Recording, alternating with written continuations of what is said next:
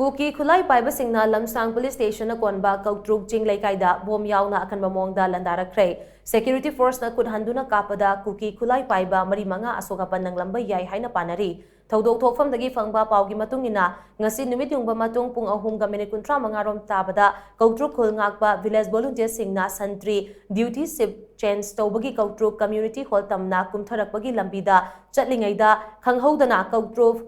nongchup Chingyang matakta leiba Kuki gi bunker singdagi bomb cell manga taruk rom kaptharaki maduda village volunteer singna su masa soktana ba lambi gi nakal da leiba narak mongsong lomda chong sinduna ngai hak pakthaduna leinaki makhatana chingthaktagi Kuki khulai paiba singna bomb kaptharakpaga loinana nongmai round kya atara kham leitana Koutruk ching leikai tamna kapsilakpadagi village volunteer singna su khut handuna nongmai round khara chingthak lomda kapsinki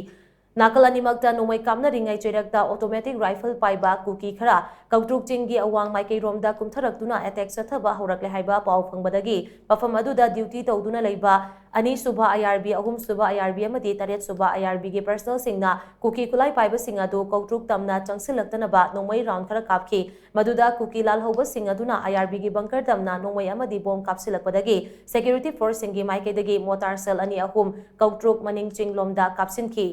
Maduda motor cell ama Kuki gi bunker da tasinduna bokhaiki security force na khut halakpadagi Kuki khulai paiba singadu amuk handuna chingthakki narak mongsong lomda chensinduna lotki hairi Kuki lal hoba singna chatharakpa attack aduda mi paiduna Koutruk ching leikai gi khunja seng thawai hingnaba Koutruk maning leikai romda nanjinaki Nongmai kamna bagi tawdoga duda Kuki lal hoba mari manga asok apan nanglamba haina pannari adubu Koutruk khulgi volunteer sing amadi security force singi maikay dadi thoidokpa asok apan misimina di yaukidi haina pausina makatari